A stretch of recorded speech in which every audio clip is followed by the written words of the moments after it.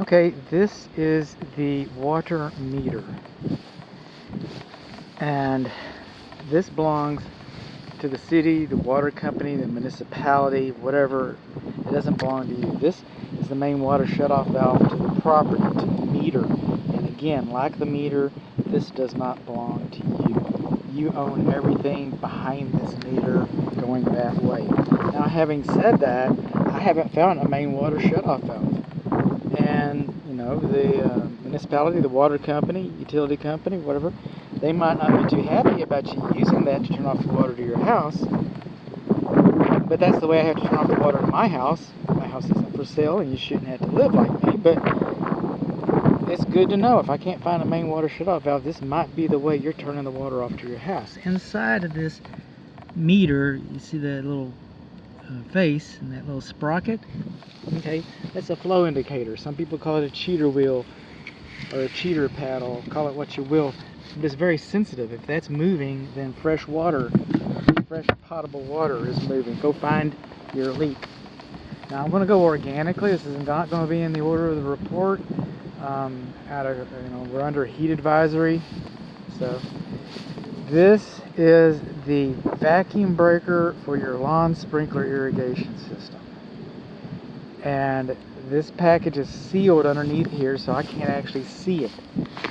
I can't get it out. I'm not going to tear it up. It fits underneath this faux rock right here. Alright, now the interesting thing, the good thing I like about these is that they're passive. It's not a, yes, they should be looked at every year, but there's really not much to do in the way of service. Unless you want to talk about your isolation valves, your main water shutoff valve to your lawn sprinkler system. Because these irrigation boxes, they're just full of mud. They're just full of dried mud, dirt, whatever. Okay? See that? Can anybody get in there and turn off your lawn sprinkler system? What if your lawn sprinkler system's going berserk? I'm going to run it here in a little bit. I hope it doesn't go berserk on me. I don't know what I'll do. I'll have to turn off all the water to the house. I won't be able to just isolate this because these valves aren't here like this. I'll put the rock back here in a moment. I come along over here. This is where I should be checking the water pressure.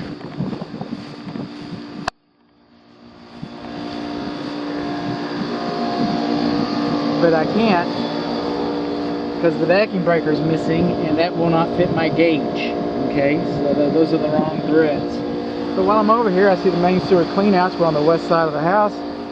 This looks to me like it's a passive septic system. You might want to check with the municipality and see if that's grandfathered in or what. But I understand that the passive systems with the lateral lines and expansive clay soil, that might not be a legal application. It might not. So I can't get my water pressure there. Where am I going to go get it? I found my clean outs. Found my check valve for my lawn sprinkler system. You know what else I haven't found for my lawn sprinkler system? I have not found a weather sensor for my lawn sprinkler system. And again, the report is the final word. When you read the report, it'll tell you whether I found one or not. And it'll tell you where it's located at. Well, actually, the weather sensor probably won't tell you where it's located. But I'll probably have a picture of it. Okay. Come over here on this side of the house. This faucet, we're looking for with the high soil, with the wood mulch, with the wood rot and kitchen window. We're looking for no more than 80 psi.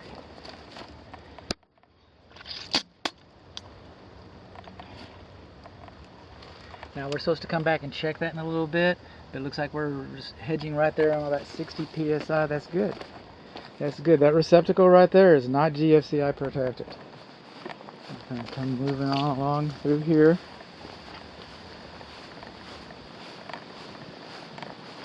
This is the lawn sprinkler control, garage, south interior wall. Says we've got a weather sensor. We've got a receiver.